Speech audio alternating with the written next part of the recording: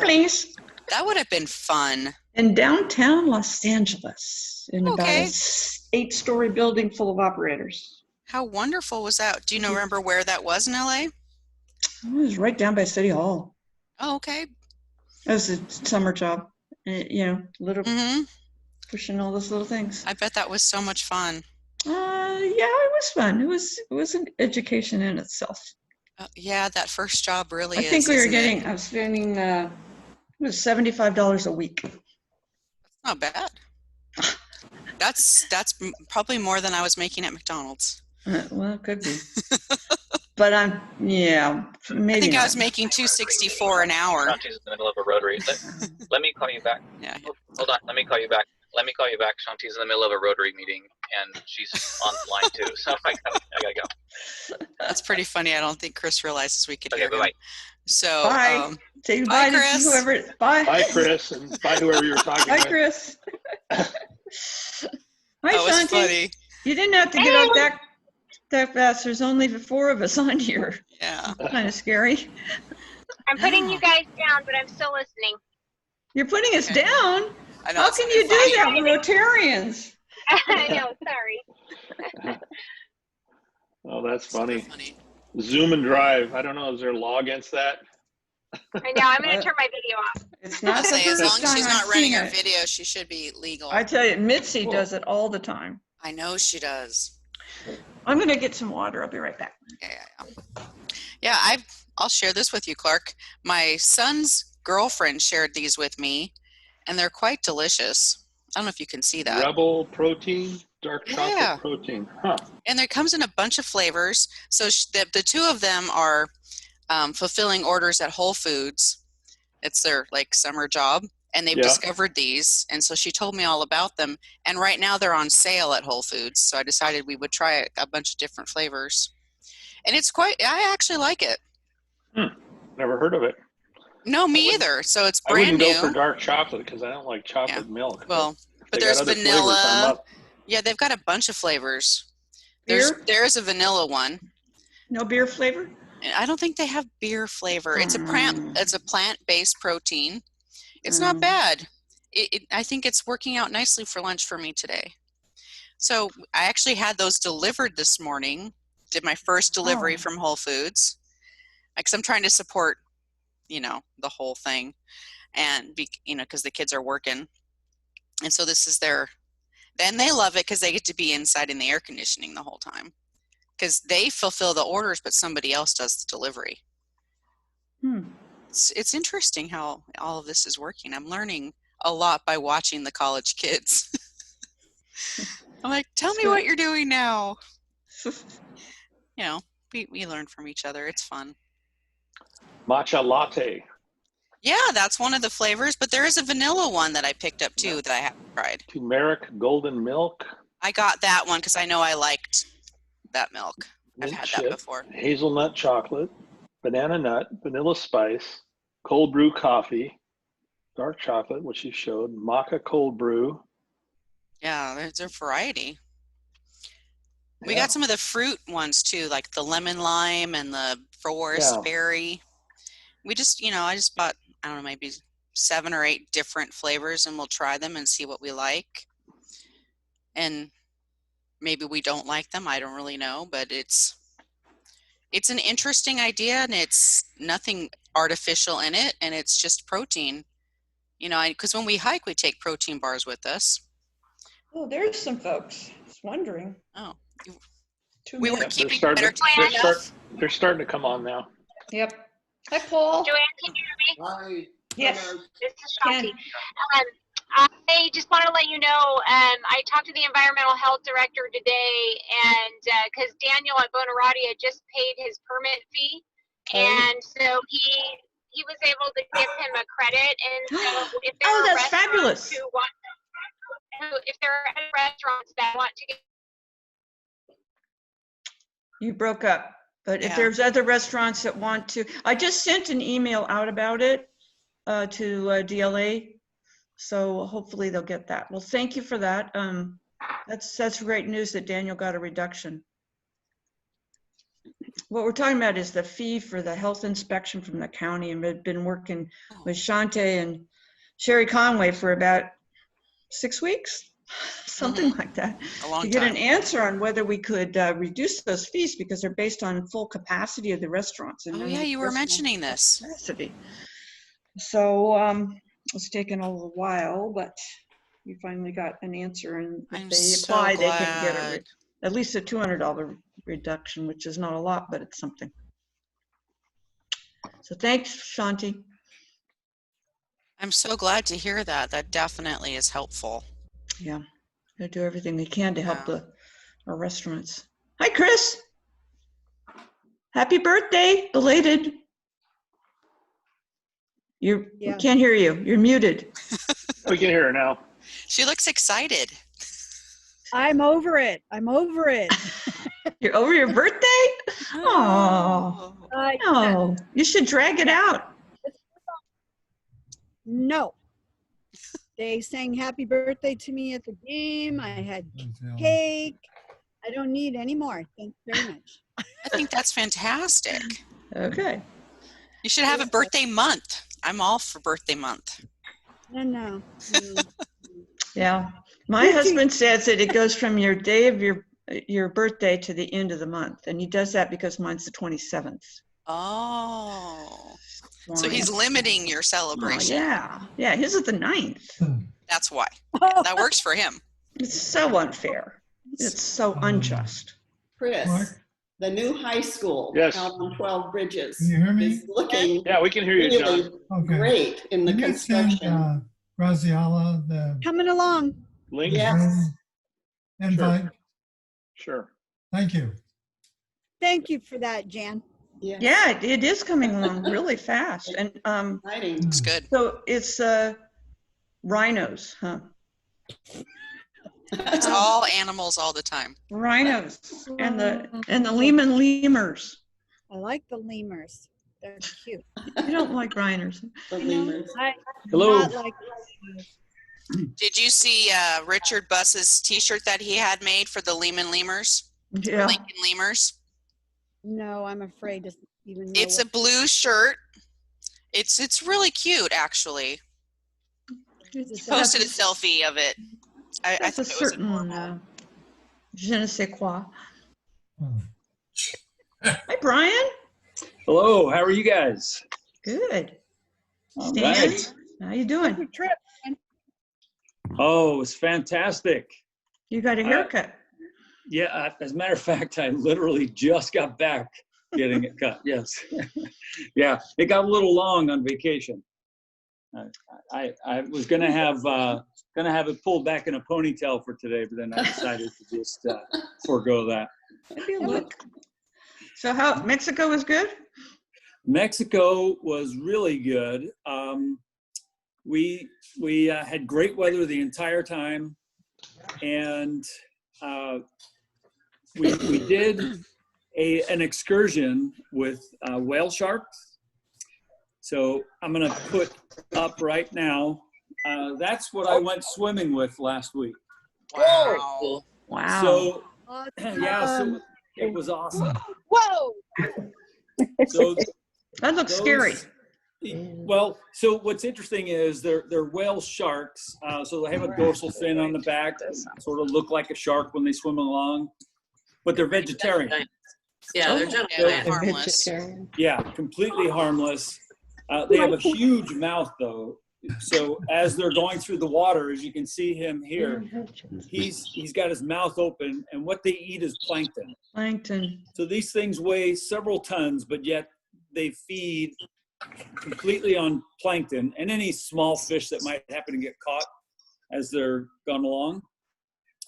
But the ones we were swimming with last week were about 30 feet long. And I mean, you were literally able to swim right up to them. They ask you not to touch them. And so we tried to adhere to that. But it was interesting. My best story about this was I'm swimming alongside of one, looking right into his eye, and just kind of within 3 feet of this thing, we're swimming together. and another one swims underneath me, bumps me. So I was actually riding him for a few seconds. It was really, really a cool experience. I wish I would have had the wherewithal to grab his dorsal fin and ride for a little while, but I'll take what I could get. Better that you don't.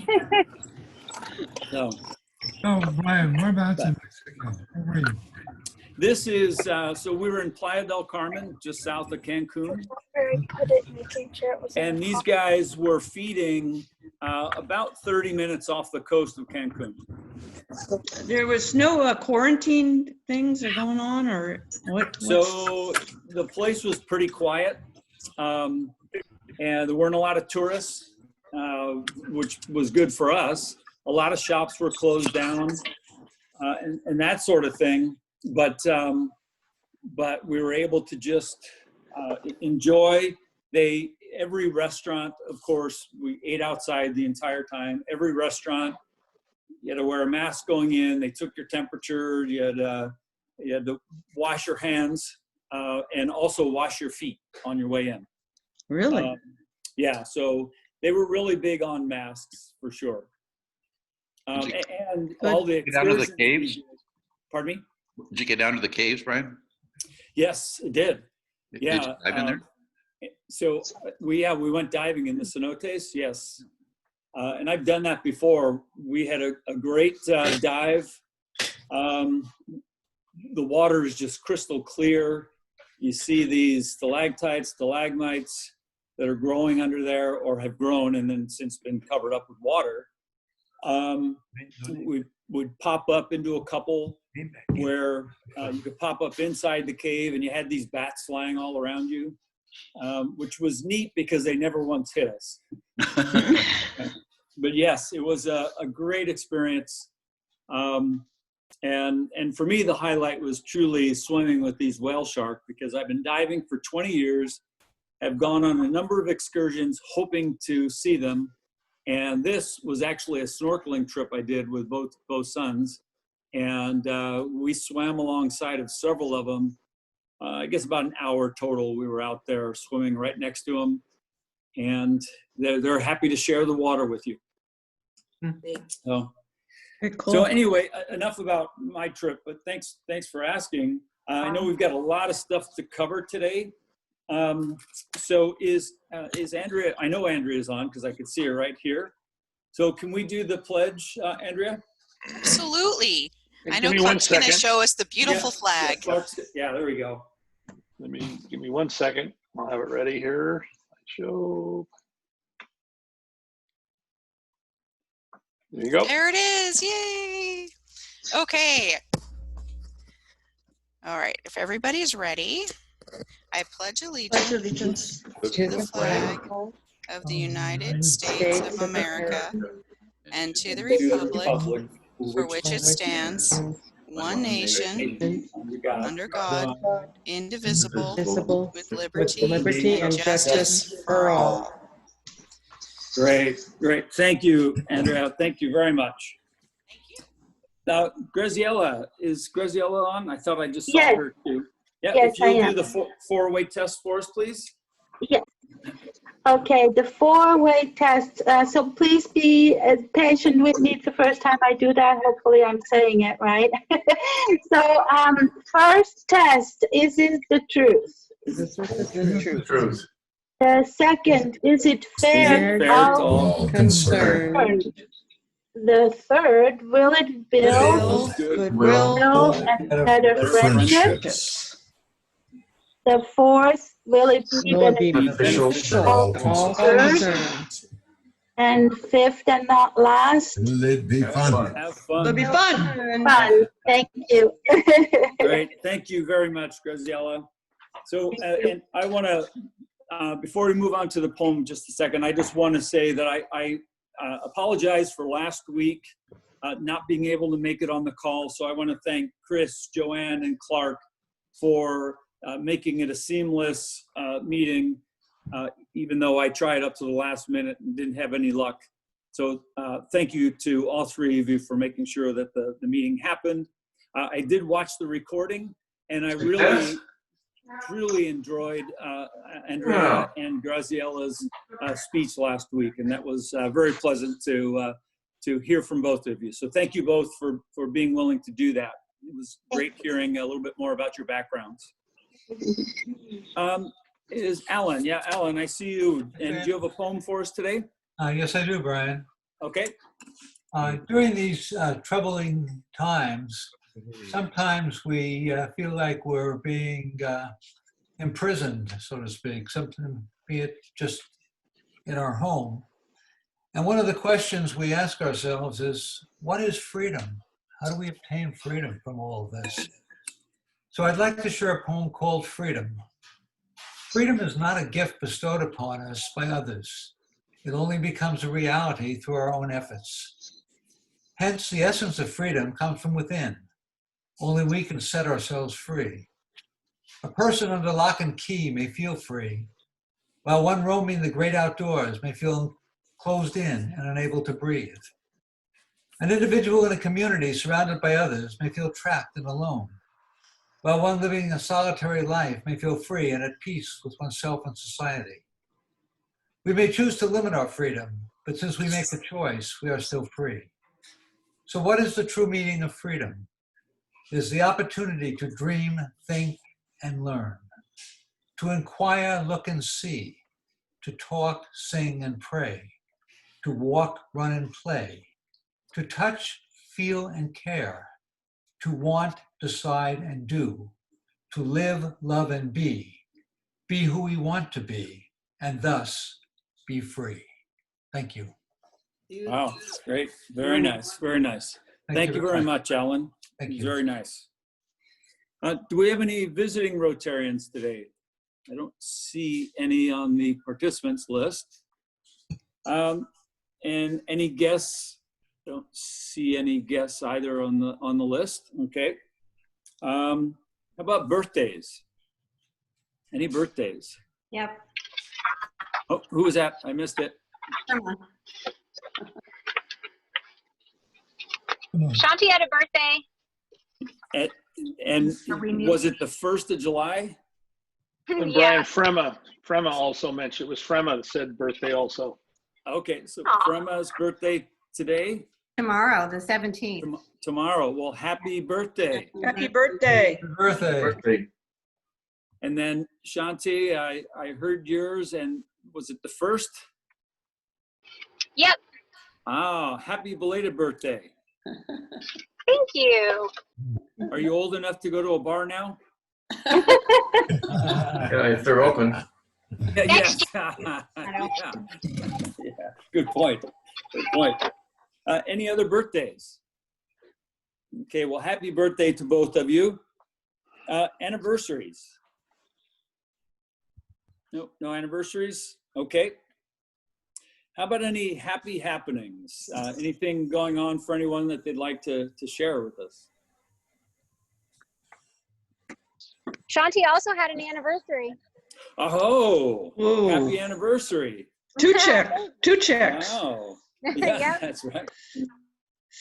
Wow, happy anniversary to you and Chris. Thanks. Which one is this?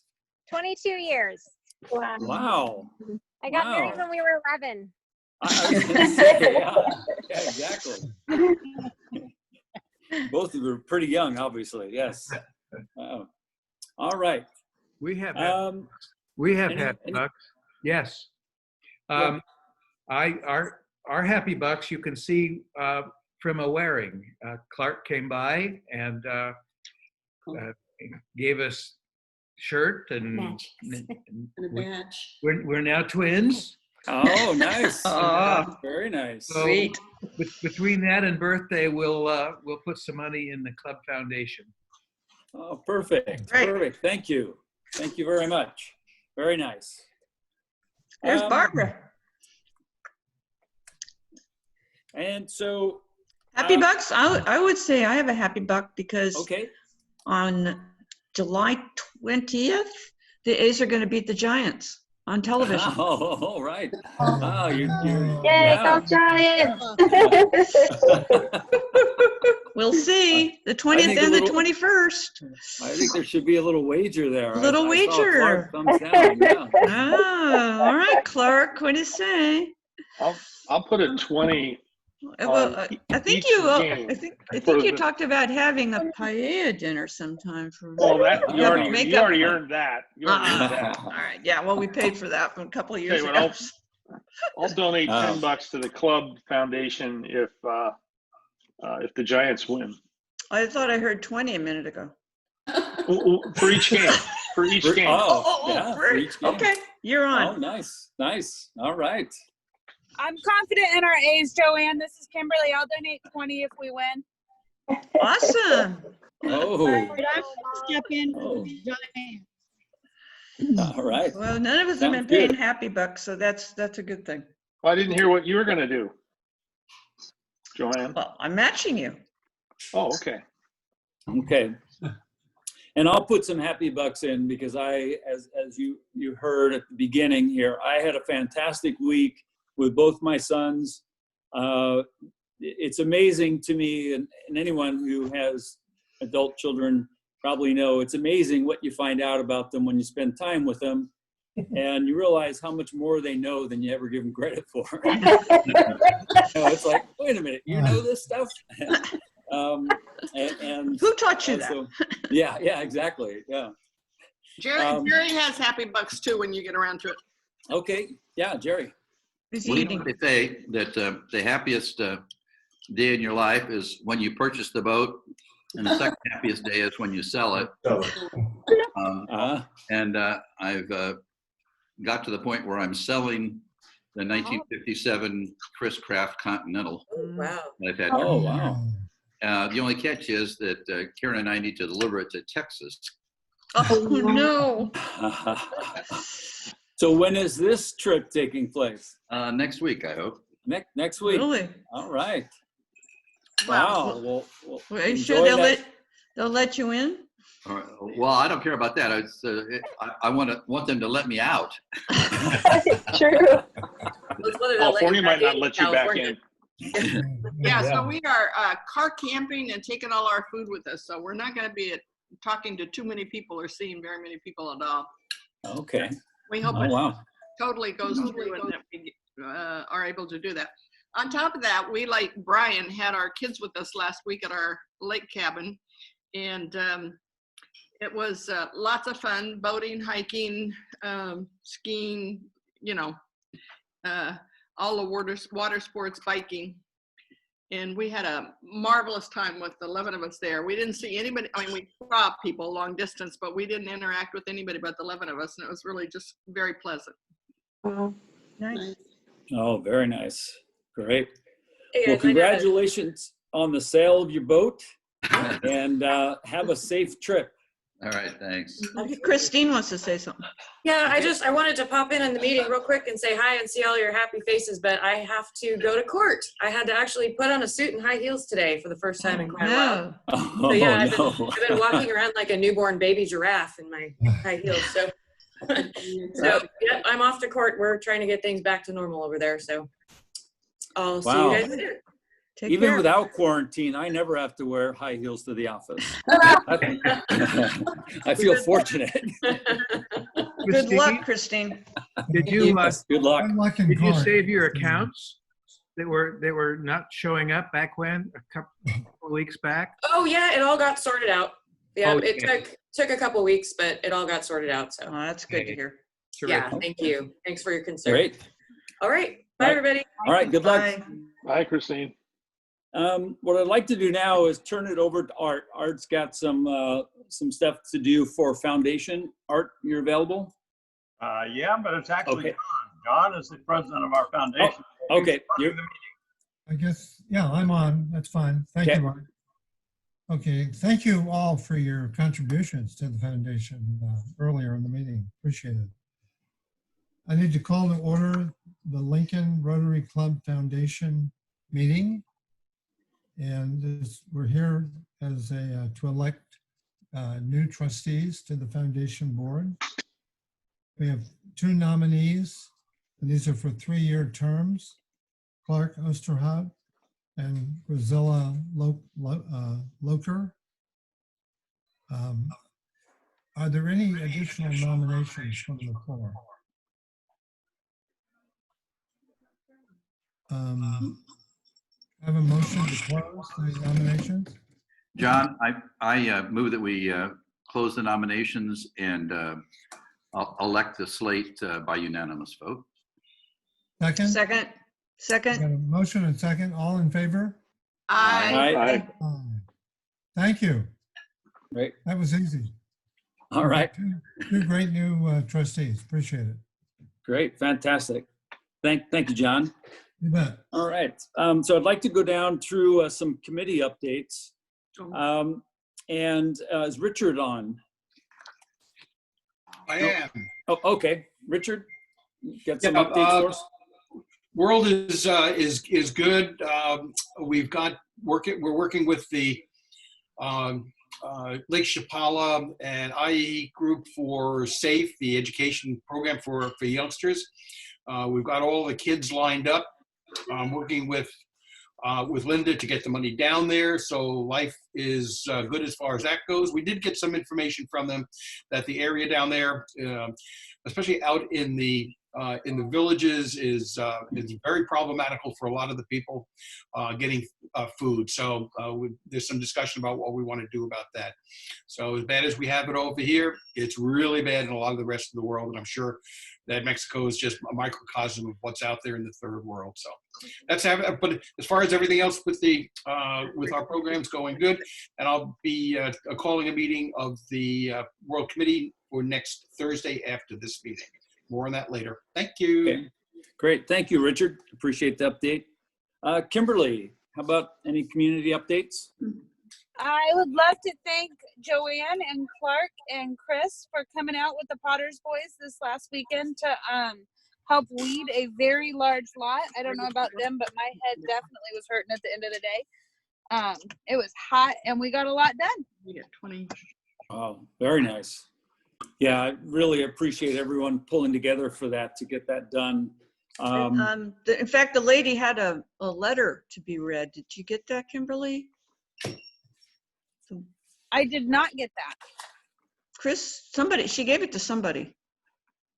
Yeah, She wanted us to read it. She I beg just your pardon? said thank you. Oh. She just said thank you for coming out and helping her. She was very grateful. Okay. Well, great. Well, I'm glad that we were able to do that, and especially thankful to those of you that were able to make it there or to donate your equipment for that day. So thank you all very much. It's nice to be able to know that, when someone is in need, that we're able to pull together and help out where we can. Thank you all very much. Chris, any updates for youth, please? Just to let you know, the starting of school is all of a sudden kind of jumbled up.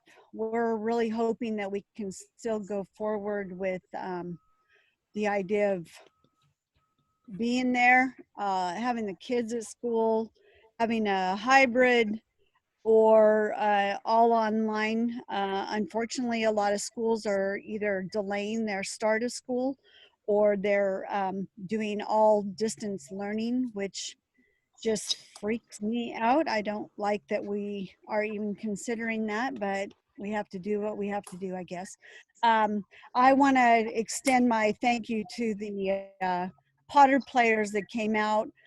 It's good for them to get in our community. They come from all areas, so to help out and kind of dedicate a couple of hours. They did get fed well, thank you, Kim.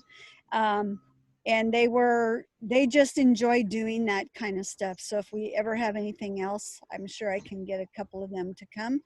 And I think that's kind of it. They were working on some things. I was just going to say, they were very cute and they were a good group. They were enthusiastic for most of the time. They were a lot of fun. They were good guys. I enjoyed. It's great. For most of the time, like, fact, a couple of them, we discovered that I had umpired them when they played Little League, one from Lincoln and one from Rockland. So that was kind of fun. Very nice. And they're doing really well. 12-4 record, right? Oh, really? Yep. Nice, nice. All right, thank you, Chris. Karen, anything for fundraising? Yeah, we're still on for Tour de Lincoln on September 27th. Jerry's working with the city and the county, so that's kind of on, that's kind of off, that's kind of on. So we will take it day by day, and we hope, Jerry kind of hopes to make final decisions the first week of August, because that's probably when we'll know what's going on for the whole area till the end of September, but sometime the first couple of weeks of August. Okay. And the Wine Fest, we're hoping that that will go into spring, but we are not sure about that. And then Friday, and we expect a Tour de Lincoln next spring on May 15th to go. So put all of those on your calendars, please. In February, on Friday, February 26th, we are going to have a virtual gala auction. We are working with Pacific Auction House out of Davis and Paybe, which will be the one that'll collect our money and help us with running the whole background part. Right now, what we need from our members is commitment to help us make this a success. We have, before the February 26th, we will have a silent auction online. And we will have some items from the auction house that they'll provide, and then we need items from us. So I would ask each one of you to look around your house and your neighbors and anybody else who's decided that they don't want that antique or that treasured this or that picture or some other kind of item, or they know where they can get something that is of value to other people. Magnum of wine, or champagne, or whatever, and help us get about 50 different items that we can sell on the silent auction. We also need video to help us advertise what we do and who our beneficiaries are. And so if you have any video or snapshots of things that we've done in the last, I would say, couple of years, if you could let me know, and then we'll coordinate with somebody like Shantae, or I haven't worked this out, Shantae or Clark or Pearl or somebody who's into putting those kinds of things together, so that we can get some advertisement out there on different kinds of multimedia. That would be just absolutely. Linda Scott's really good at putting those kind of things together. Yeah, maybe I can start with her and Shantae maybe, and then go from there. But if you have any ideas or you have any footage or pictures that would be good. Speaking of that, Clark, did you take the video from last Saturday? Can you post that? Yeah, actually, I'm going to upload it. I'm uploading everything to YouTube, and then I'm putting links out to YouTube. And we could do that same thing. Once she builds that video, we can upload it to YouTube and have a link to it on our Facebook page, etc. Yeah, the more we can get it out there and advertise, we need way beyond our members to attend to bid and to come to the thing. We'll have about 5 or 6 live auction items. So if you have anything that you think is valuable for a live auction, we'd like to have you donate that to Rotary to get more money. We need to have invites to all your friends and all your relatives. It doesn't matter if they live in Timbuktu or next door, because if it's going to be online, we can widen our horizons and get a lot more people involved in this. It may turn out to be our only fundraiser for the year. And I can't emphasize that enough, that what money we make on this fundraiser may be it for the year, and that's what we're going to have the following year for Rotary. And so it's important that we make this a huge success, and I need each person's help and commitment. So think about it, and I'll be getting stuff out to you in the next week or two when we finalize the contracts. I just want to say, if you're interested in seeing what it looks like, tonight from 7 to 8 p.m. Stand Up Placer is doing their online auction. They have a different company doing it, but it gives you an idea of what it's like. And of course, I would say donating to Stand Up Placer is a wonderful thing to do. They are a terrific organization that does a phenomenal job with sex trafficking and abused women. And men. So you can go to standupplacer.org and register. And I've already done some bidding on it just to try and see how it goes. But it's a great cause, and it gives you an idea of what online auctions are. Yeah, we're really excited about doing this, and we just need help from everybody. Okay, Brian, that's me. Yeah. Great. Thank you, Karen, and also Joanne for that information on Stand Up Placer. Clark, anything on membership? Yeah, I was going to, well, I'll just let a couple of quick announcements. I was going to go through some other things, but I wanted to show these quick videos of the induction packages we gave out yesterday. But I did want to update people that Vic Freeman did resign from the club due to health reasons primarily. And so we'll miss him, but they want to come back to our social events when we have them in the future. So we'll make sure they're invited to those. Norm Lane did have successful knee replacement surgery yesterday. I did get in contact with him this morning, and he's doing well. Surgery went successful. But let me go ahead and play this couple videos here real quick, and then I'll be done. Okay. Hi, Firma. Yeah, you Hear the sound. Oh, what a handsome little devil that guy is. Bring your husband. Here's your stuff right here. I give you my social distancing, but we'll have your husband pin your pin on since you have a. We probably ought to mask up to be good citizens. No, I'm okay as long as I'm here. I'll just stand 6 feet back. So okay. It's more fun with the video. If you don't, I'll stay back here. I'm not. I love your shirt. Hey, that's nice. I'm working on it. Sooner Cool. I'm going to have to put it away. Well, all right, what are we doing? Well, there's her shirt, and there's a pin in that back, inside the packet. There's a little basket inside there. Yeah. Turn around though, Joe, so we don't have to, watch the back side either. There we go. So we're gonna put her badge on her red badge, and then in that little blue packet, there's a couple of pins, I think, actually. Yes, there are. And I think there's one that's magnetic. Rotary magnet. Yeah, let's use the magnetic. Let's use the magnetic. Irma K. Stewart. All right. And all this other stuff's going to be in my hand as well?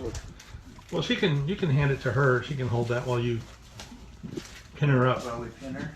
Yeah. All right.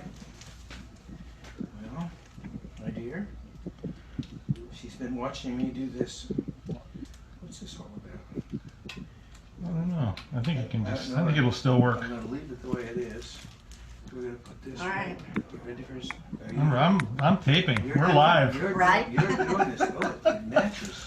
Look at that. It matches. Look at that. Oh, see, I knew. I must Yes. have known. Here we go. All right. Your fancy magnetic pin we are now using. How's your dog? Your dog's doing well. Yeah, I good. think so. So far, so good.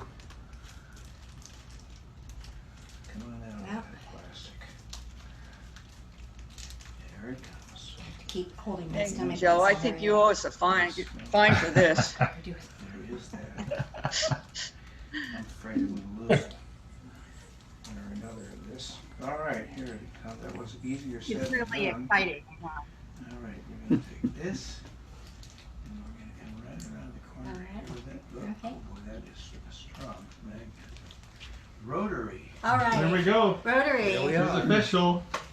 2 Stewarts. Time for yeah. All right. Thank you so much, Thank you guys. you. And we'll show this little video tomorrow. Oh boy. So Okay. tune in. We'll see you later.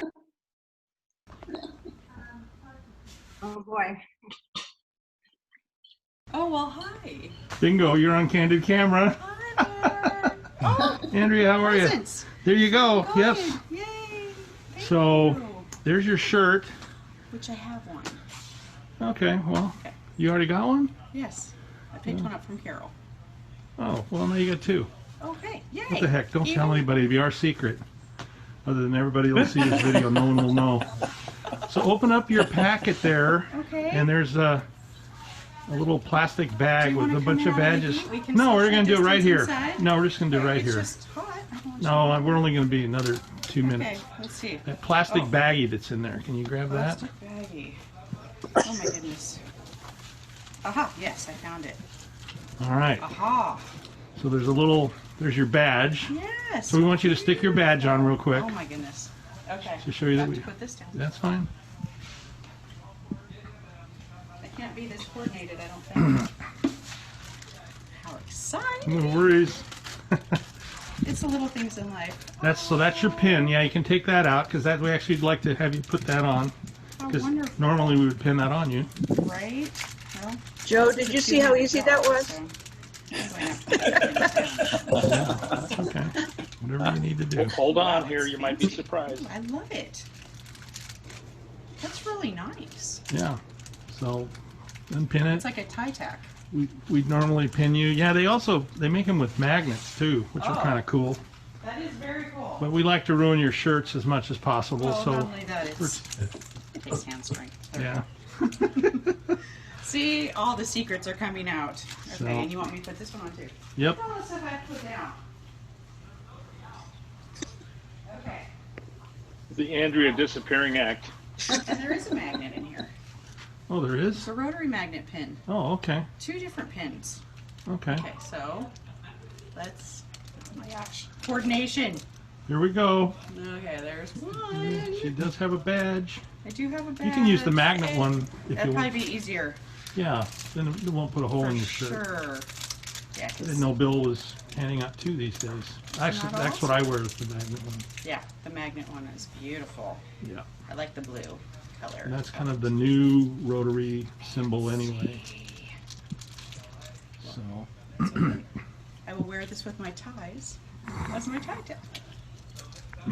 Oh my gosh, it's all wrapped up like 4 times. Oh. We're making this video as long as That's right. possible. Well, I can edit it a little bit, so it's all good. They were pretty well wrapped. It's awesome. We have the technology. Sharon, Okay, you're off the hook, Joe. Time. Okay. Straight. It was a lot of work. Fantastic. Go in. Yay! Well, welcome more officially to the club. You've been in the club for a while. And we just, I'm happy to be here. You did a great Happy job to on your be there. presentation last week. Oh, so thank you. Good job. So, I all right. appreciate that. Nice. All right. Nice. I can't tell you how odd it is to see yourself. Okay, I'm all Yeah. done there, Brian. All right. Well, thank you very much, Clark. And of course, welcome aboard to people we've seen around for a little while now. So officially welcome aboard. Joanne, you want to give a quick update about what we're doing here about 2:30 today, right? Yes, I'm excited. We're going to go see Tony. He is at Gladding Ridge Assisted Living, and he is not allowed visitors during this entire, whatever it is, 4 months or so. And his family has gone and done this before, and they come and stand. They buy a window, and then you come up and say hi and wave to him and tell him and put a smile on his face. And you know, it's a little tough for him. So I hope everybody can come out 2:30 today. The address is 1660. That's 1660 3rd Street. So just got 3rd Street, keep going. And then we'll congregate out there and we'll take turns going up to the window. I got a sign. I put it in the car already, but if you want to put together a quick sign that says, "Hi, Tony," that'll be wonderful. Any questions? Oh, sounds good. I'll see you guys out there. Hopefully that we can get a good crowd. I hope everybody can. Yes. It's Jan. I just got a phone call and I missed your announcement. Do we meet out front? Yes. Yeah, we'll meet out front and we won't go inside, and we'll take turns going to the window. I have a phone number inside if I need to contact him, but he should be waiting for us at a window right there. All right, And, perfect, thank you. And it's 1660 3rd Street. Thank you. And I have the people that ordered the masks. I have the rotary masks for you. And if you could bring $10, that'd be great. Cool. All Thank right. you. Thanks a lot. Great. Thank you, Joanne, and we'll see you in a little while then out there to visit Tony. Terrific. All right, so why don't we go ahead and jump to our speaker here. Al Soto has been married to his incredible wife, Valerie, for 38 years, and they have 5 sons and 1 grandson and a granddaughter. Al has been in local church ministry for 40 years, both as a lead pastor, associate pastor, and for 5 years as a regional overseer for his denomination. For 10 years, Al was a consultant to business leadership in assisting organizations to create healthy systems toward productivity. From 97 to 2004, Al was one of the most popular weekend talk radio shows called Get Real on KFAX Radio. He is a BA from Life Pacific College and earned an MA in Leadership and Spiritual Formation from Vanguard University.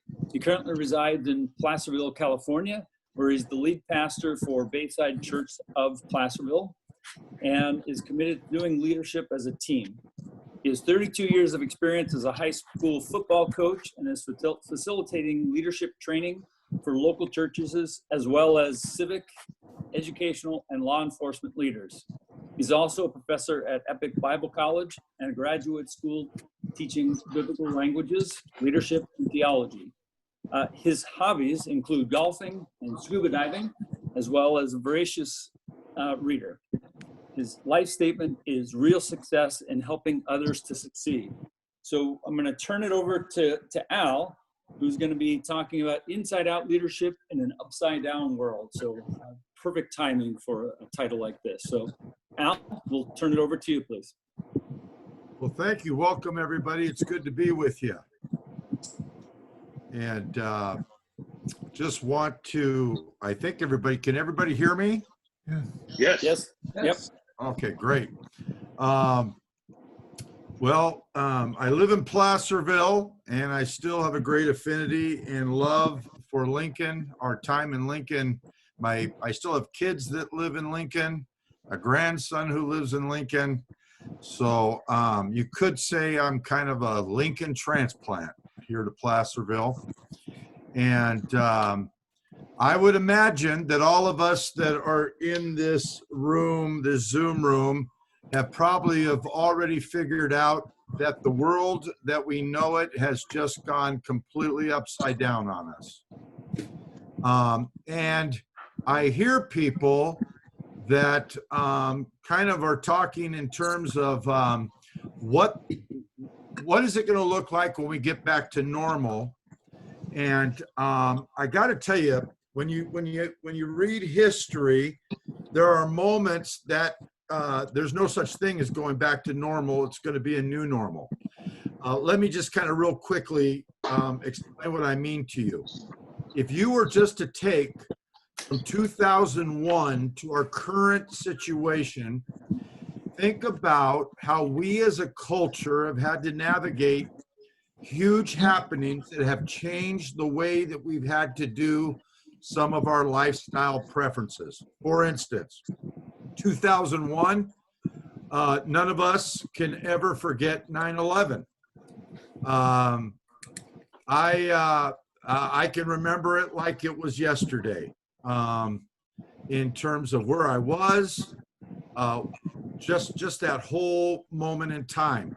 Since that time, I've had the opportunity to travel a variety of places, but traveling is different for me. For many of you, you probably don't have this situation, but my wife almost giggles at it. Every time I travel, I get to be stuck in the security checkpoint. And how I dress, how I pack, how all of us travel has completely changed as a result of 9/11. Then we fast forward and we go to 2008. 2008 was the year that my whole retirement plans changed. And so if you think about it, we had the banking crash. And for some of us, we're still trying to dig ourselves out of a hole. Then mine wasn't so much with a mortgage, it was I had all my investments in aggressive growth stocks because everyone was saying this is going to go on forever. Well, it didn't, because our growth stocks were invested in the secondary markets as it related to real estate, and we all know where that ended up with. Then I fast forward again, and we look at 2012, and we went through another reset economically. And in each reset, we've had to make huge changes, and then, oops, a pandemic hits. Who would have ever thought this? And now, if you're like me and you're leading an organization and you're working with civic leaders in your community, wow. Here's kind of the thumbnail sketch of leadership in our current context. That's supposed to be the last slide, number 2, and I apologize for that. I don't know how it ended up there, but it's my technological lack of savvy, probably. So here's become the new punchline to the pandemic. And many of you probably who are in leadership or serving in various areas, I can tell you this is how pastors and civic leaders feel. Damned if you do, damned if you don't. Can anybody relate to that? No, it doesn't matter what decision you make, it's the wrong decision.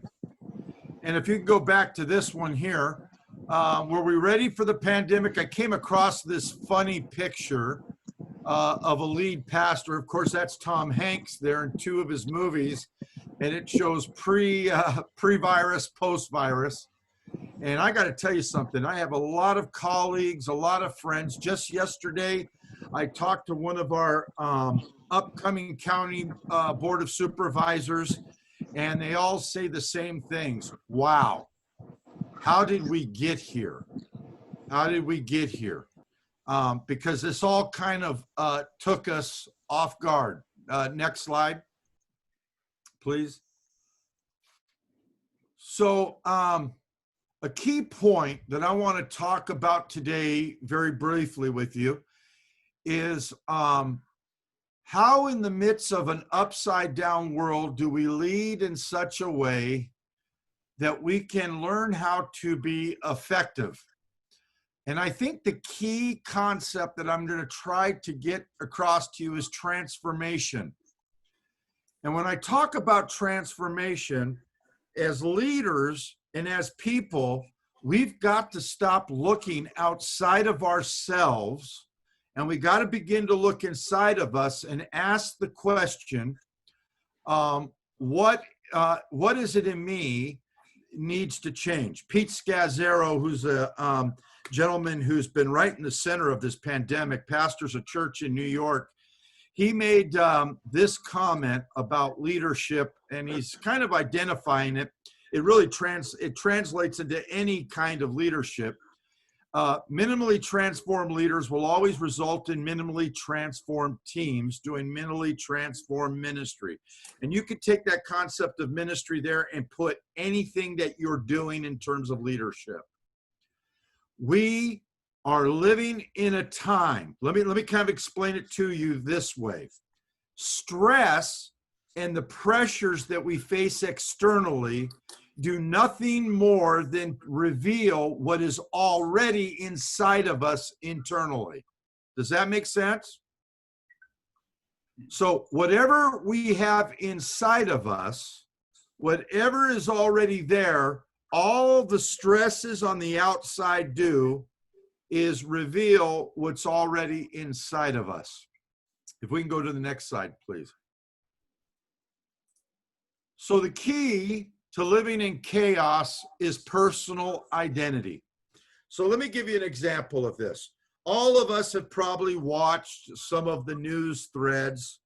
I have just in the last 2 weeks said I'm not going to watch any more television news. It doesn't matter what it is, Fox and MSNBC, all of that, because what I found myself reacting to is people that are repeating themselves over and over again. and some type of external person or force is the identified enemy. What we're not talking about is we're not talking about people that have a sense of what your personal identity is. And what we're watching right now is we're watching leaders literally implode. I'm telling you, it doesn't matter what your affiliation is. Doesn't matter if politically you're an elephant or politically you're a donkey or politically you're a donkey's behind. It doesn't matter where we're at.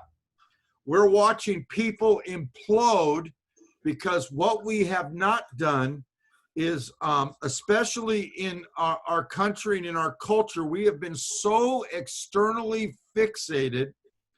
We've done very little to talk about how leadership and influence flows from who we are and not simply by what we do. And so I'm going to kind of hit back on this over and over again, because I'm going to try to make a point that our interior life, who we are on the inside, how we develop who we are on the inside, is going to be essential in chaos on how we navigate this next season. Because I don't know how many of you get it. It doesn't matter where you land on the continuum, there's going to be external forces that are going to vehemently say you're wrong. And if you don't have a strong personal identity, you'll find yourself leading out of reaction rather leading out of a security that says, you know what, I'm going to land right here and this is who I am. And I'm confident that I can lead out of my interior life. So if we can go to the next slide, please. So outside versus inside. People who live their lives based on their exterior circumstances become addicted to their personal preferences. People who maintain a healthy interior life thrive because they live out their public life grounded on solid fears. Let me ask you all a question.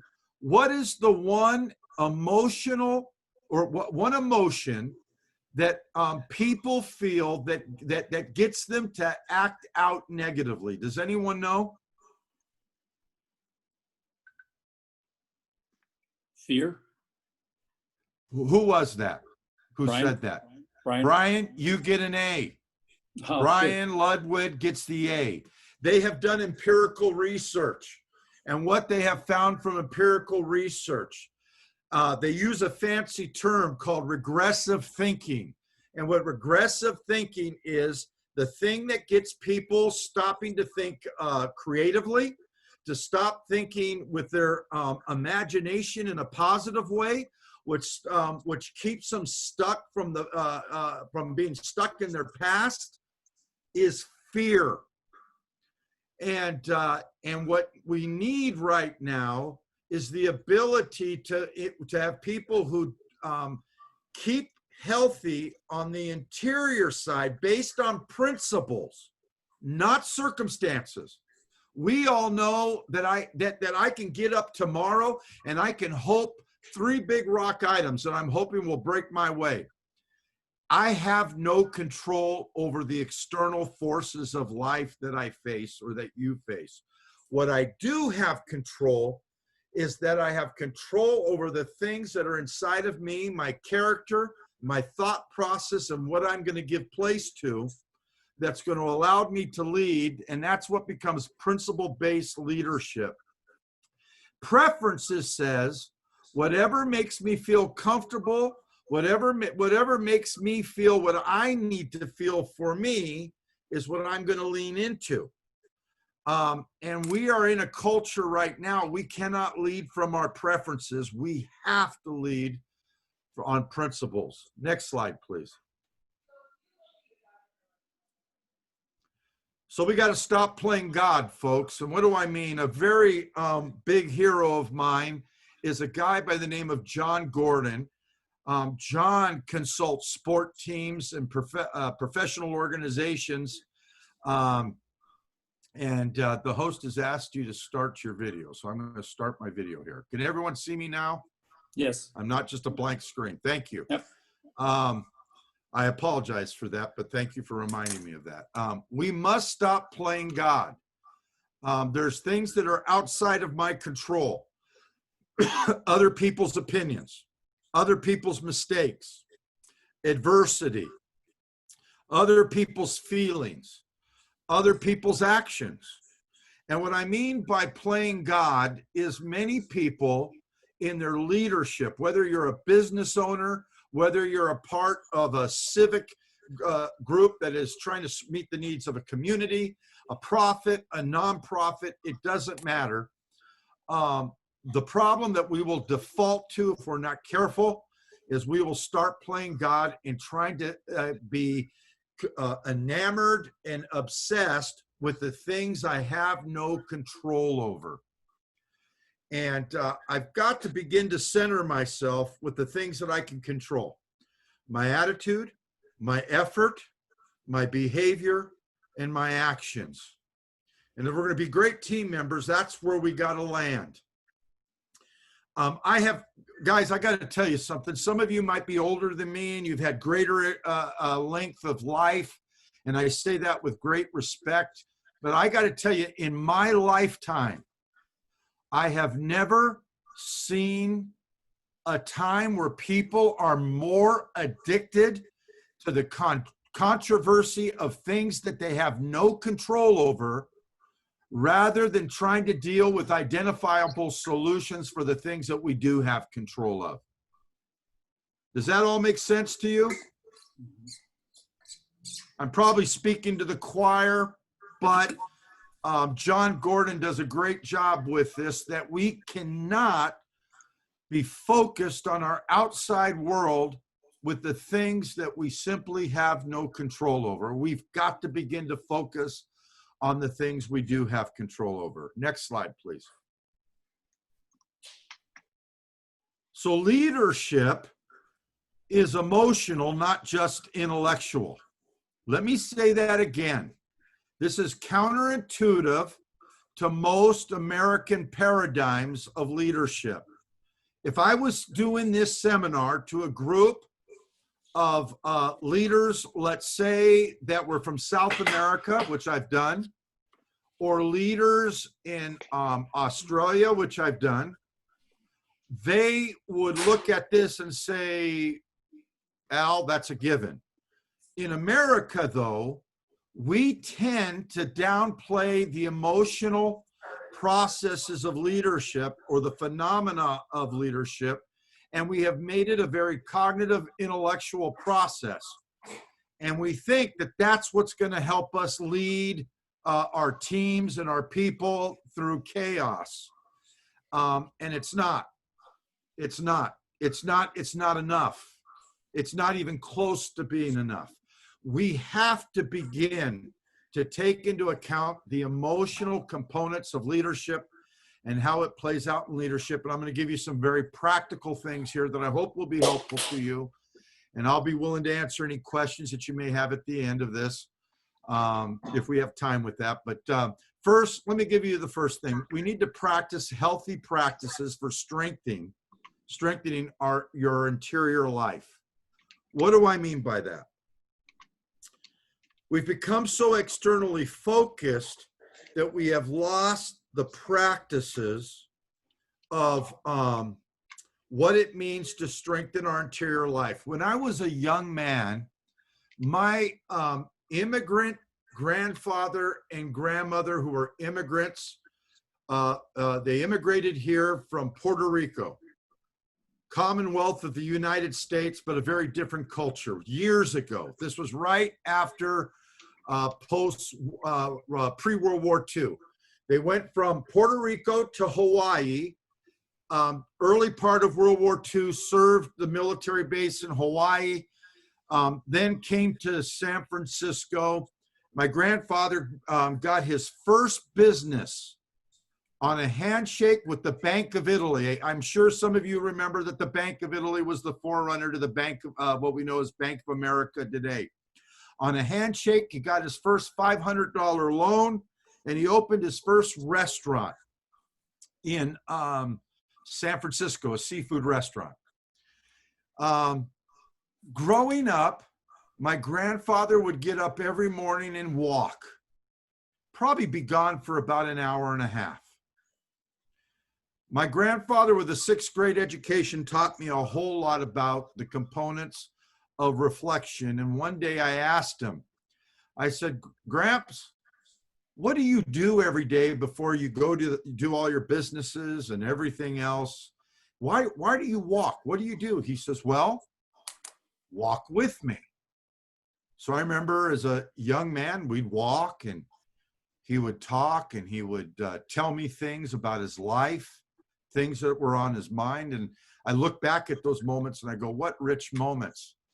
But what my grandfather was practicing was the gift of contemplation and reflection. And he would do this all the time.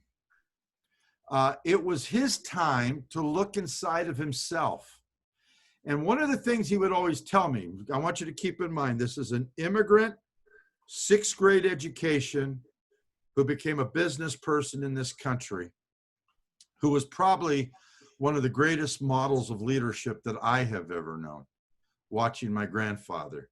He would say, son, a man who does not stop to think and reflect is a person who can't lead.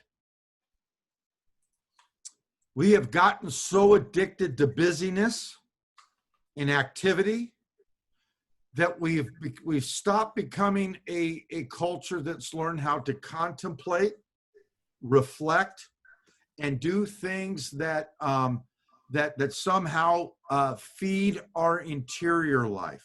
Some of you are into nature a whole lot. My wife and I are big people about the ocean. I love the ocean. If you tell me to go out in the forest, even though I live here in Placerville, and to sit and look at trees, I would tell you, are you crazy? That does nothing for me. But I love the ocean. I am a reader and I'm a journaler. I have journals right now to the right of me that go back 40 years. I've been journaling every day for 40 years. And the reason being is, these are ways or disciplines that I've learned how to strengthen my interior life. For some of us, it could be a variety of things that we like to do that help us learn how to strengthen what's inside of us. And I just want to tell everybody this, if you can capture this for a moment, solitude has become an enemy to many of us. For some of us, we don't like solitude because, we got to be around people. People are what make us happy. For me, people look at my personality and they go, Al, you just love to be around people. But what they don't realize, I spend an awful lot of time in solitude. And it's in my solitude that I begin to look at Al Soto and ask the question, where do I need to change? Where does Al need to change? Next slide, please. I gave you this chart. I am not going to go through this chart. This is a chart that Pete Scazzaro uses on the dark side of us. If I can encourage you at some point, you may want to look at this chart. I think you would find it fascinating. It will tell you some of the practices that we do that do not allow us to look at our interior life and maintain what it means to have a healthy interior life. Let me give you an example. If you look at the second to the bottom there, it says, our standard practice as leaders is to make no effort to identify mentors, a spiritual director, a counselor with whom they can process connections between their leadership and their inner life struggles, doubts, and hurts. In an emotionally healthy practice with leaders, they have consistent relationships with mentors, spiritual director, or a counselor with whom they can process the connections between their leadership and inner life struggles, doubts, and hurts. I meet every week with 3 people in my life that have permission to call me out on anything that they see in my thinking and how I'm processing things in my interior life. Sometimes it's quite painful, I might add, because sometimes I think my thinking and my preferences are more right than anybody else's preferences. I know I'm the only one in the room that has that condition. Okay, so I'll take ownership of it. But they have challenged me on this. Just this last week, one of these individuals looked at me and they said, "You know something, Al? We sense that you've got a little bit of anger that's rising up in you, and you better take a look at what the source of that anger is." And so I started journaling this last week to kind of find out, man, where's this anger coming from? And no shock, the anger was my feeling that I was losing control of some external things in my family.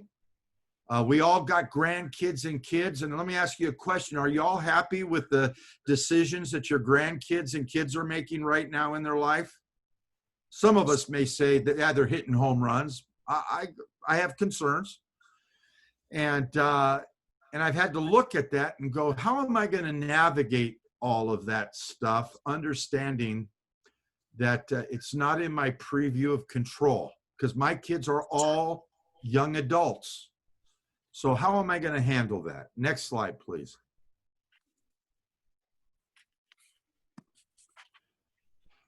So you got to know the stages of how we build, healthy people build healthy cultures. Every one of us, organizationally, whatever we're involved in, you got to have a healthy culture. And there's three things that every organization uses. And these aren't just religious terms. These are terms that are now being used in the marketplace by a variety of scholars and business leaders. Orthodoxy. What is orthodoxy? In any discipline, in any business, and what it's right thinking in terms of what we're doing. Orthopathy is right feelings. That's the emotional component. Orthopraxy are the right practices. Here's what I want to table with you. If you want a healthy culture, you can't just do orthodoxy. I'm going to tell my employees, I'm going to tell the people that I'm leading, this is the right thinking concerning our business, and then I'm going to skip over to right practices. Especially if any of you are leading millennials, try it. See how that works. Because millennials, their biggest value is orthopathy. I want you to know that it's important that you see me as a person and I have feelings concerning things. And even if you don't agree with those feelings, they want to be heard.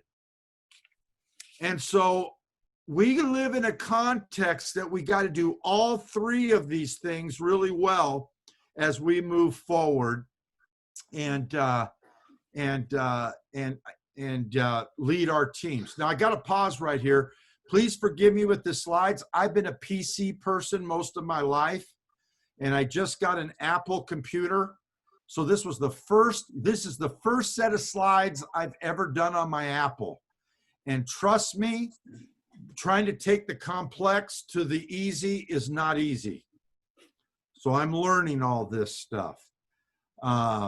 Next slide, please. So point number 3, remind yourself of the larger purpose of your team.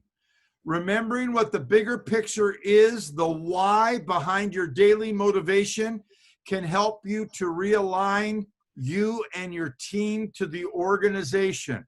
I'm going to give you a real powerful story real quickly about this. I'm still consulting and coaching leaders. So I had a young man. He's in Long Beach. He's pastoring a church there that's doing a great job. Pandemic hits. Prior to the pandemic, he was already asking the question, have I taken my church as far as I can go, because I no longer know what the why is to why I'm doing stuff.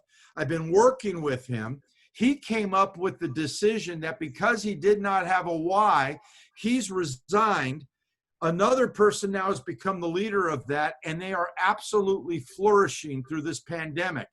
He, on the other hand, discovered his why was amongst reaching artists in Southern California and giving them some skill sets and community. So he's formed a for-profit organization, and in 4 months, he's already got people from Hollywood. He's got people in the arts that have signed up to work with him. And it's all because of one question. Can I answer the why? What a lot of us will do, and I hate to say this, I'm going to tell on myself, I'm a baby boomer. And here's how baby boomers communicate. I don't want to say a lot. I just got to tell you what you need to do and do it. Even if I don't do it sometimes, just do it.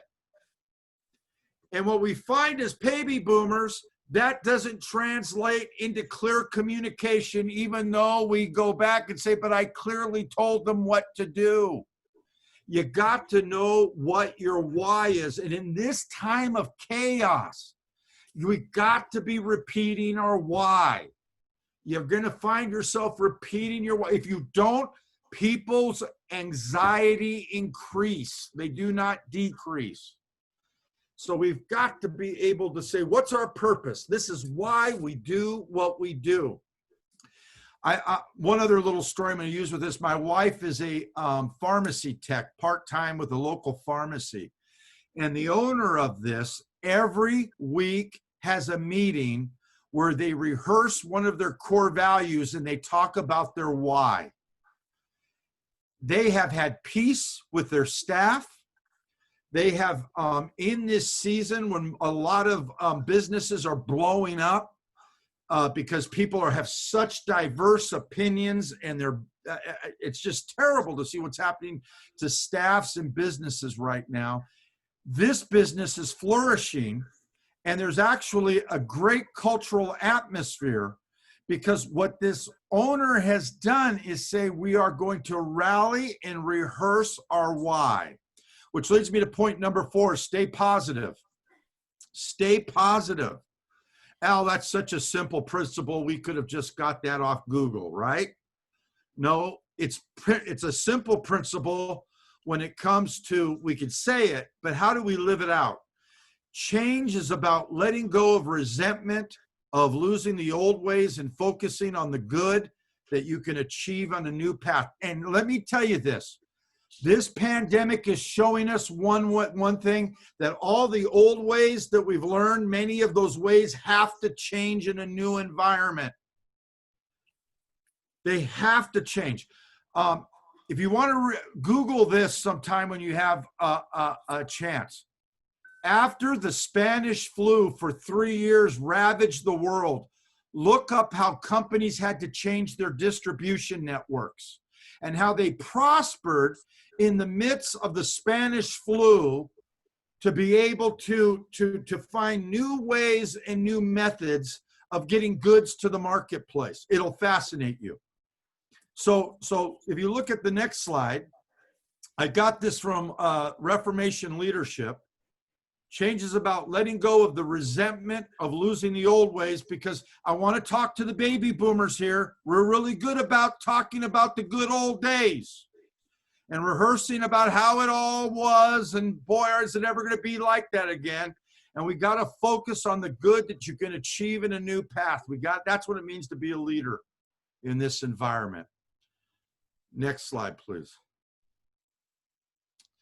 Embrace the new direction and adjust your plan. I'm a football coach, so you're always going to get a football kind of metaphor from me. When I teach our players on the field that it doesn't matter how fast you are or how strong you are, one of the skill sets when you're playing an aggressive game like football is learning how to catch your balance and learning how to pivot. I believe the new word we need to embrace in this kind of dynamic context of chaos and crisis, we got to pivot. When a football player learns how to pivot, they can change direction on a dime. And learning how to pivot means your team needs to understand where the new goal is and how they're going to reach it. At our church, we've embraced this. It's been an amazing thing. On any given Sunday, I was speaking live to 300 to 400 people. Every Sunday now, I'm speaking to 2,500 to 4,000 people online. And some of you will be fascinated by this. I got 300 people right now in the city of Lincoln saying, Al, we've been following your services. Will you do something here for us in Lincoln? I've got another 200 people in South Sacramento that are saying the same thing. My influence, because of technology that is all new to me, guys. This speaking into a camera and talking to you today, even though I've been doing a lot of it, I've just learned how to do it in the last 4 months. But now what I'm learning is broaden the ability that we have to spread our influence. You will need to lead them honestly. Talking through your team is now where the goal is, and replotting the detailed path on how to get there. My team, we just had a big meeting yesterday. We've been doing live services here in El Dorado because right now we're not under shutdown like Placer is or Sacramento. But the team came to me and said, Al, we want to go back to live streaming the services. I don't know how many of you read the governor's protocols and disinfecting for public worship services, but I'm not a scientist or a chemist. I had to read it 3 times and it took me about 4 hours. Our disinfecting protocols, I'll guarantee you one thing, people are breathing more disinfectant in our services than they are air. And so the team said, Al, to have just 60 to 100 people showing up to a live service, we're working so hard, we're exhausted, and we can't connect with the people who are there. Can we go back to a live stream service, and then midweek, let's do something for people that we can connect with them live, but we can actually have conversation with them. And of course, I told them that's a foolish idea because my ideas are better than all of your ideas, and we're just going to do it this way. No, I didn't do that. We're going to pivot, and we're going to go a different direction because I think there's genius in what they've said. There's genius in what they've just communicated. And we could safely do some things with kids on that kind of a format that we can't do in a traditional Sunday school context because we'll be outdoors. And so it was genius. You will not have the time to waste on lamenting the loss of your old strategy. Instead, throw yourself and your energy in making the new direction a fantastic win.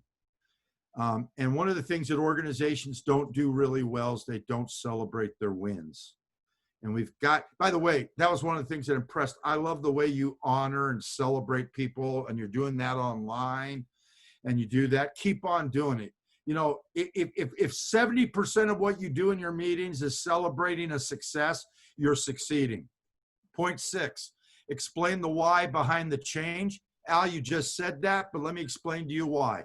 Culture trumps strategy, so identify your core values in order to live your core values, and this will add value to everybody. Did you just say what I said? Yeah. Organizations have core values, and they're just a punchline on a list to put on a web page. My recommendation is your organization reviews your core values and ask the question, are we living our core values out? And then ask the why. You want to empower people in the midst of chaos? Give them what your core value is. I'm going to tell you a movie. If you haven't seen it yet, you've got to see it. Tom Hanks just did a movie called Greyhound. It's on Apple Plus. Great movie based on the ships during World War II that protected the flotillas that were bringing the supplies into Europe. The reason why I like the movie is not just because of the action sequences. What I like about the movie is Tom Hanks believes in the core values of what they're doing, and he's constantly rehearsing with his team that if we don't do what we do really well, there are going to be men and women in Europe that are going to suffer because we don't get the goods to them.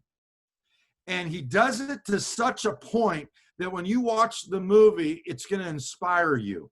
He plays a great leader that talks about, in a very chaotic situation, what your core values do in terms of bringing value to everybody so that they can live on the mission of whatever your business or organization is doing. Next slide. So upside down seasons require us to unpack and pack for the right destination. You could see the picture. A guy is wearing shorts in the snow.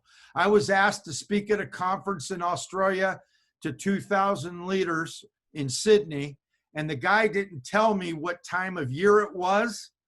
He just told me, oh, well, wear your nice summer wear and your clothes you like. So I went with a lot of linen clothes, and it was in their winter, and it was one of the coldest winters they had on record. And then people looked at me and said, look at this crazy California, this yank from America.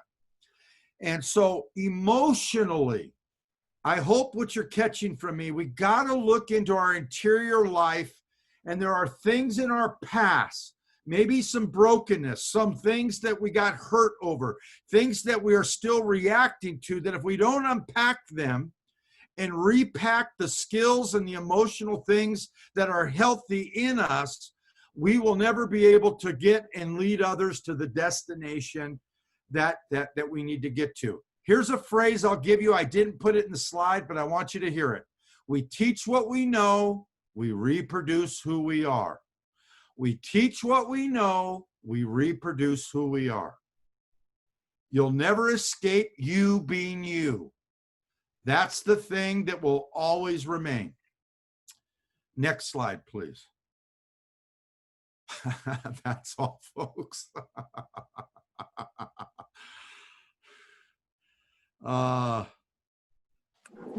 There it is. My two final thoughts.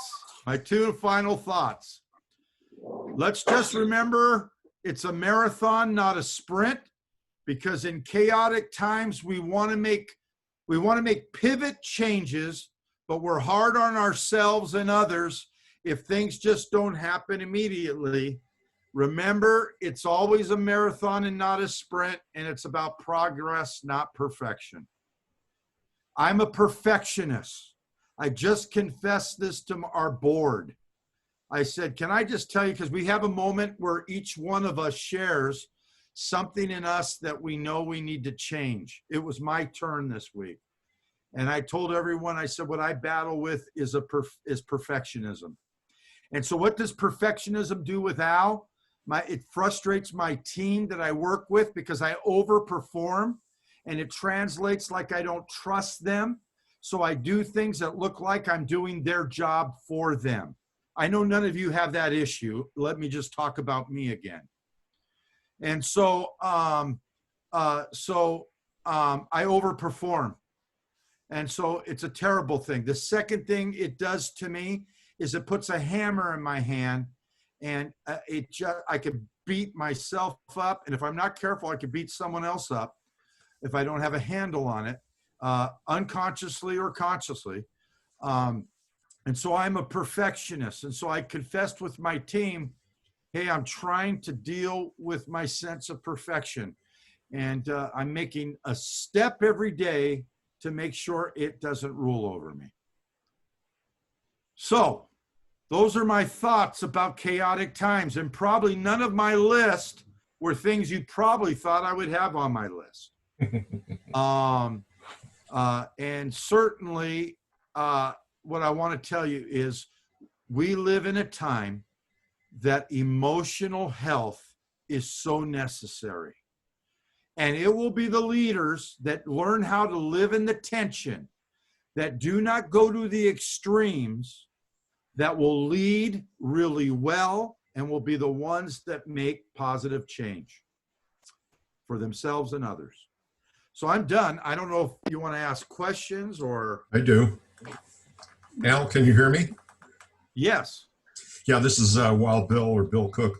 I was a business consultant in my final years of work. I've made about 5 different adjustments to my career path. But anyway, I wish I'd met you some years ago.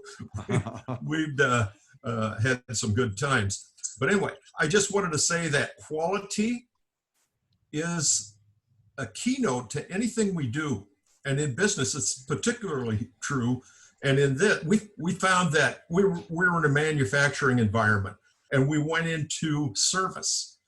And you can apply quality to anything you do. And my mother, I can hear her saying it in my head right now. If it's not worth doing well, it's not worth doing at all. Correct. So many people kind of gloss over that. And it's very important. It's a keynote to your life. And the other thing I want to make positive is one thing I always left my seminars with was pick low-hanging fruit. Yep.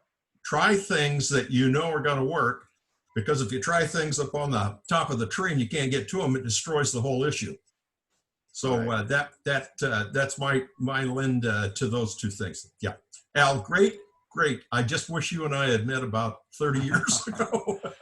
Well, trust me, I wish I'd have learned most of this years ago myself. Yeah, right. Let me say this. The greatest philosopher in my life right now is my 9-year-old grandson. He's quite a kid. But the other day he tells me this. He says, Papa, I've watched the news with my dad, and I'm watching all these people yelling and screaming at one another. And he says, do you know what I think? He says, I think people need to be responsible for themselves before they try to change somebody else. And I said, oh my. Wise young man. No kidding. I just applauded him, because those simple little truths like that are the things that are the principles that through a chaotic world are what are going to really carry us, I believe. And we live in some times where people have not learned how to talk, listen, and disagree without being disagreeable. And I have a son. I'll tell you something that kind of sets everything in perspective. I have a son who did 2 tours, and he's a wounded vet. He's 27 years old, married in Texas, and he has my granddaughter there, and I love him. He's a great kid. Some of you may have known him because he played football at Lincoln High School. He's a great kid, Michael. And I got a little bit concerned. He works in a VA hospital with wounded vets. He feels that that's his assignment in life because of what he's been through with post-traumatic stress. And he goes, I said, son, I want to ask you a question. He goes, I said, you went and put your life on the line. You're a wounded vet. How does all this stuff in our country with leadership and everything, how's it impacting you? He goes, well, Dad, I don't feel real good about it. He says, what people don't get is I went and I chose to. He said, I felt like I was supposed to do it, serve my country, and put my life on the line for the freedom that it doesn't matter what your perspective is. Everyone has the right to be heard respectfully and to have a dialogue respectfully. He says, Dad, based on that freedom, I would do it all over again. It kind of sets things into perspective. Yeah, sure does. Sure does. Very nice. Al, thank you to your son for his service. Thank you. So this was a really good session. I really appreciate you taking the time, and glad so many were able to stay on and listen. There's a lot of stuff here. It couldn't be any more timely from my perspective when looking at what's going on, not only in our city, in our state, in our country, in the world. So I think it's very, very good information, and the whole, journaling to reflect, I think, is something I think would be pretty powerful, because I don't think I'm doing enough of that myself. And it's easy to get caught up in everything and all this day-to-day stuff. Anyway, So thank you very much, Al. Really appreciate it. I know I'm looking forward to actually going back to the recording and listening through it, because there was so much in there that I know that I got, but also so much I know I missed. So I look forward to doing that. So thank you very much, Al. And I know we ran long today, so thank you to everyone that was able to hang in there, because I think there was a lot of good stuff from Al. Any other quick questions for Al before we go? Okay. Well, thank you again, Al, and thank you all for being here. And go out and make it a great day. Hope to see some of you over there in about an hour for us to get a chance to say hi to Tony this afternoon. Have a good day. Thank you so much. Thanks a lot. Thank Great you. job, Al. All right. Yeah.